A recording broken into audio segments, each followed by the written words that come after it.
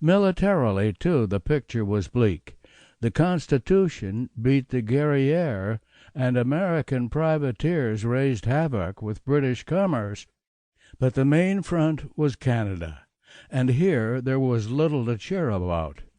Perry won Lake Erie, but it was clear by the end of 1813 that the Canadian front was a bloody stalemate.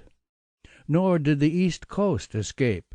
British warships maintained an ever tighter blockade, and during much of 1813 an enemy squadron roamed at will about the Chesapeake Bay.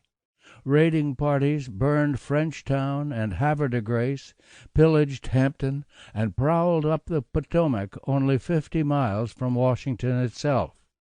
The president's irrepressible wife, Dolly, dusted off the old Tunisian saber, but she seemed the only one prepared.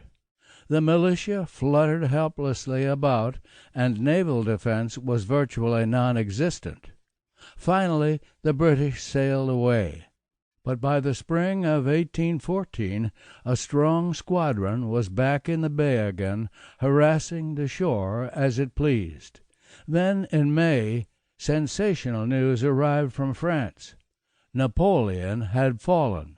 His defeat released thousands of Wellington's tough veterans for service elsewhere, presumably across the Atlantic. Reports set the figure as high as 25,000 men. The objective? Unconditional submission. And so the summer of 1814 found America threatened with national extinction.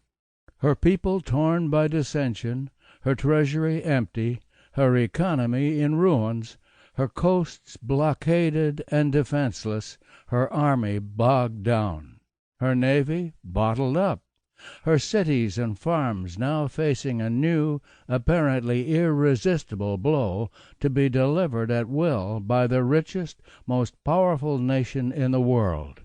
It would not be surprising if the whole American experiment collapsed under the impact.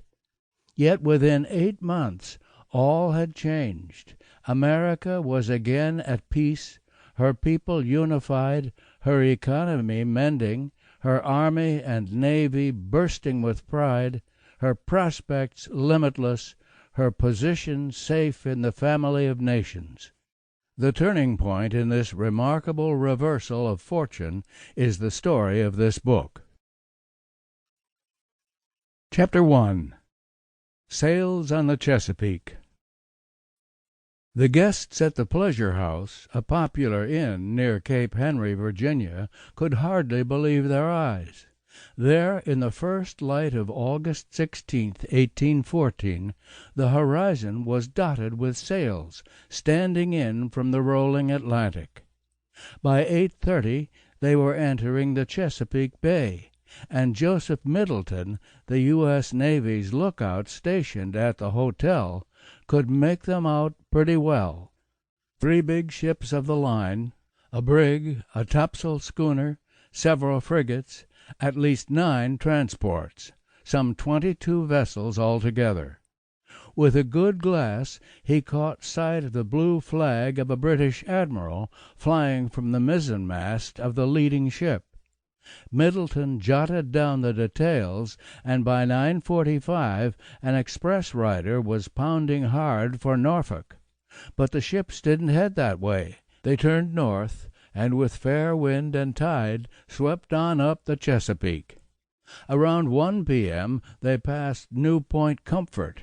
3 they were off Gwynn's Island.